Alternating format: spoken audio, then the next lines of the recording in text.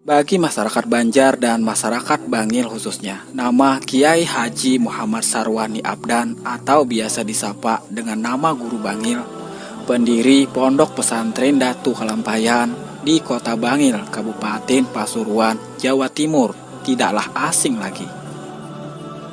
Keilmuan dan kiprah keagamaan beliau telah memberikan sumbangsih besar terhadap pembangunan mental spiritual umat. Tidak hanya di kota kelahiran beliau, Martapura, akan tetapi juga di kota Bangil. Guru Bangil dikenal sebagai salah seorang keturunan Syekh Muhammad Arsyad Al-Banjari. Silsilahnya dengan ulama besar ini dapat dilihat dari silsilah berikut. Kiai Haji Muhammad Sarwani Abdan bin Muhammad Abdan bin Muhammad Yusuf bin Muhammad Salih Siam bin Ahmad bin Muhammad Tahir bin Samsudin bin Sa'idah binti Syekh Muhammad Arsyad Al-Banjari. Beliau dilahirkan di Kampung Melayu Ilir, Martapura pada tahun 1915 Masehi atau 1334 Hijriah. Ayah beliau bernama Muhammad Abdan dan ibu beliau bernama Mulik. Beliau memiliki 7 saudara kandung, yaitu Ali, Intan, Mutiara, Abdul Razak, Husaini, Acil, dan Ahmad Ayub. Selain 7 saudara kandung tersebut, ada pula 2 saudara seayah yang bernama Abdul Manan dan Muhammad Hasan. Menurut silsilahnya, Guru Bangil merupakan juriat ke-8 dari Syekh Muhammad Arsyad Al-Banjari, dari istri kedua yang bernama Tuan Bidur. Moyang Guru Bangil bernama Sa'idah adalah anak dari Syekh Muhammad Arsyad Al-Banjari dan Tuan Bidur.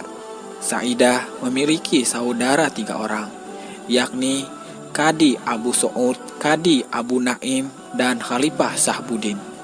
Patut disebutkan di sini bahwa Kadi Abu Su'ud adalah anak Syekh Muhammad Arsyad Al-Banjari yang merupakan moyang Tuan Guru Husin Kedah bin Muhammad Thayyib, seorang ulama besar yang disegani dan dihormati oleh masyarakat muslim dari negara tetangga, terutama di wilayah Kedah, Malaysia.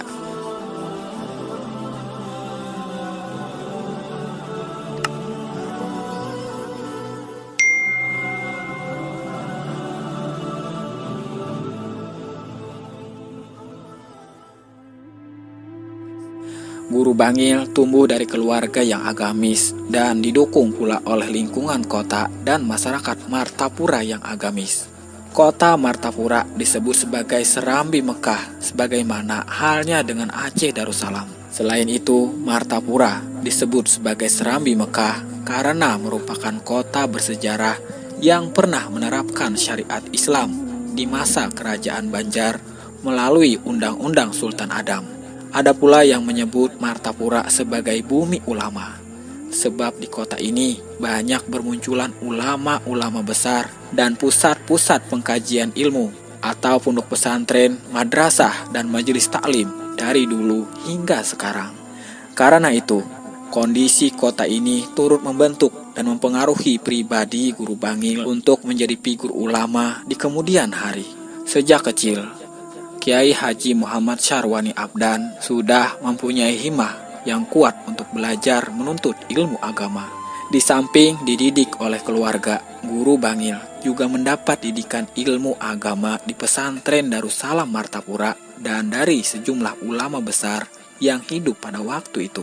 Beberapa ulama tempat beliau belajar diantaranya adalah Kiai Haji Muhammad Kasful Anwar, Kadi Muhammad Toha, dan Kiai Haji Ismail Khatib Dalam Pagar dan Guru Mukhtar Khatib.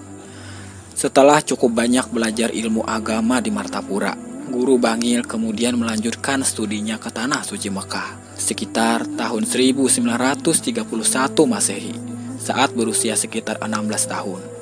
Beliau berangkat bersama-sama dengan Kiai Haji Anang Sakrani Arif dibawa oleh paman beliau, Syekh Kasful Anwar bin Ismail, yang juga ikut bermukim di Mekah selama beberapa tahun sambil mengajar dan mengawasi kedua keponakannya. Selama di Mekah, Guru Bangil mempelajari berbagai cabang ilmu agama dengan beberapa ulama ternama. Di antaranya adalah Syed Muhammad Amin Qutbi, Syekh Omar Hamdan, Syekh Muhammad Ali bin Abdullah Al-Banjari, Syekh Sayyid Alwi Al-Maliki, Syekh Muhammad Arabi, Syekh Hasan Masyad, Syekh Abdullah Bukhari, Syekh Saifullah Adagistani, Syekh Syafi'i Kedah, Syekh Sulaiman Ambon, dan Syekh Ahyat Bogor. Hanya dalam beberapa tahun, Guru Bangil dan Kiai Haji Anang Syakrani Arif mulai dikenal di antara teman-teman dan para guru mereka karena kecerdasan keduanya. Mereka dikenal dan digelari sebagai dua mutiara dari Banjar. Bahkan Guru Bangil mendapat kepercayaan untuk mengajar di Masjidil Haram Mekah selama beberapa tahun. Selama bermukim di Mekah, berbagai cabang ilmu agama telah dikaji dan dipelajari oleh Guru Bangil.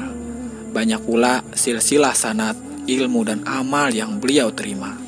Salah satu cabang ilmu yang menonjol yang dikuasai oleh Guru Bangil adalah ilmu tasawuf. Di bidang ilmu tasawuf ini, Guru Bangil telah menerima ijazah tarikat Naqsabandiyah dari Syekh Umar Hamdan, ijazah tarikat Samaniyah dari Syekh Muhammad Ali bin Abdullah Al-Banjari, dan ijazah tarikat Idrisiyah dari Syekh Syafi'i bin Salih Al-Qadiri. Guru Bangil dikenal sebagai murid utama dan khalifah dari guru besar bidang tasawuf Syekh Sayyid Muhammad Amin Qutbi untuk Tanah Jawa, Indonesia. Dari guru tasawufnya inilah Guru Bangil banyak belajar dan mengkaji ilmu, khususnya tasawuf. Tidak mengherankan jika kemudian Guru Bangil menjadi seorang ulama yang wara, tawadu, dan kumul, hafal Al-Quran, serta menghimpun antara syariat, tarikat, dan hakikat. Guru Bangil juga merupakan salah seorang guru tasawuf dari Kiai Haji Muhammad Zaini Abdul Ghani atau Abah Guru Sekumpul. Dari sekian banyak ijazah tarikat yang diberikan pada Guru Sekumpul, salah satunya adalah ijazah tarikat Samaniyah.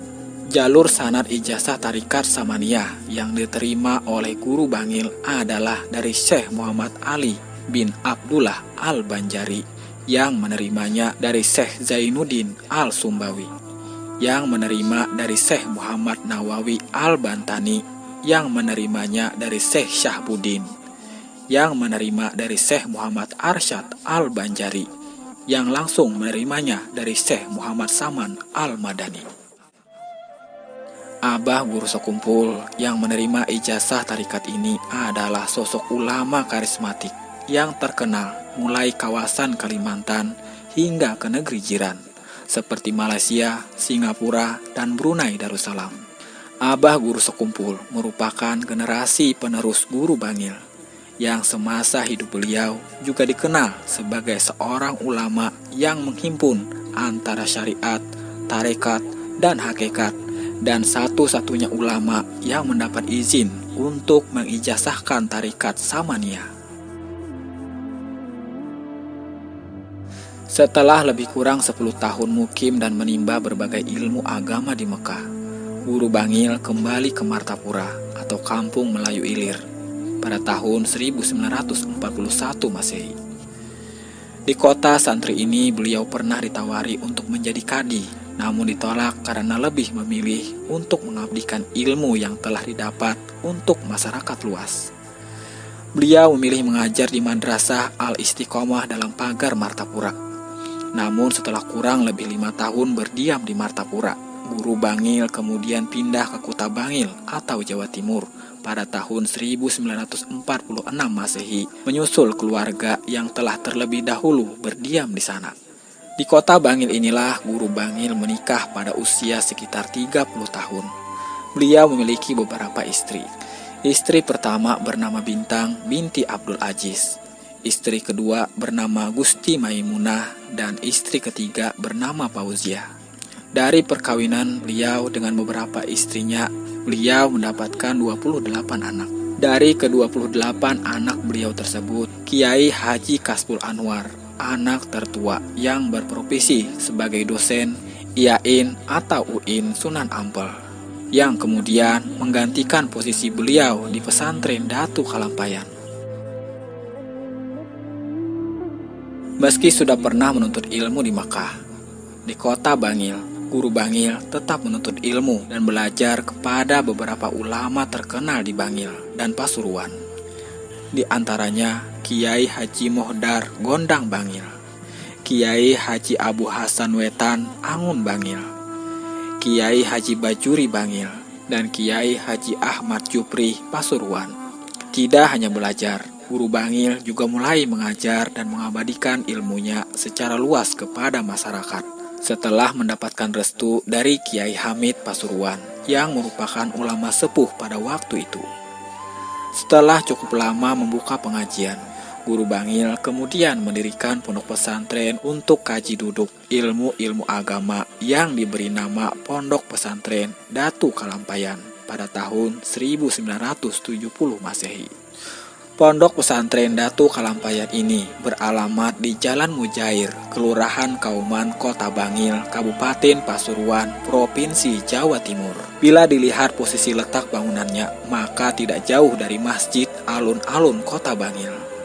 Pondok pesantren tersebut langsung ditangani sendiri oleh Guru Bangil.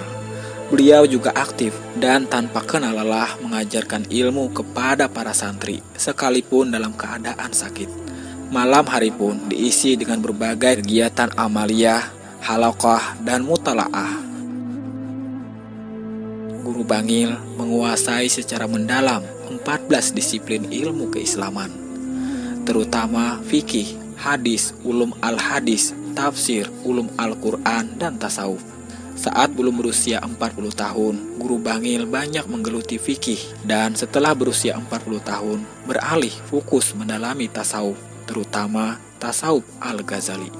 Dengan kedalaman ilmunya dalam berbagai bidang ilmu keislaman itu, tidak mengherankan jika beliau mampu menghasilkan kader ulama yang berpengaruh dan diakui keilmuannya. Tidak hanya itu, ternyata Guru Bangil juga menguasai ilmu bela diri.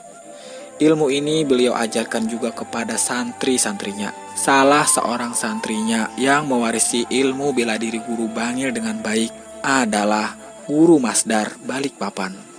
Sejumlah muridnya yang pernah belajar kepadanya di Bangil kemudian menjadi ulama yang menonjol di Kalimantan Selatan dan daerah lainnya.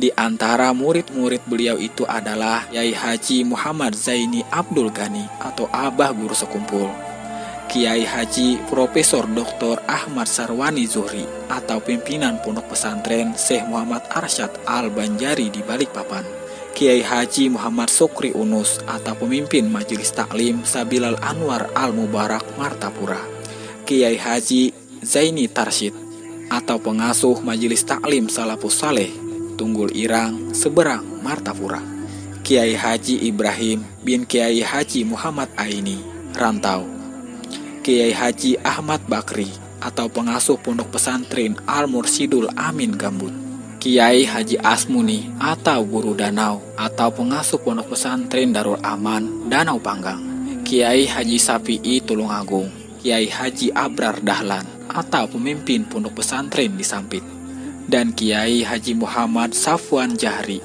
atau pemimpin Pondok Pesantren Sabilut Taqwa Kutai Kartanegara.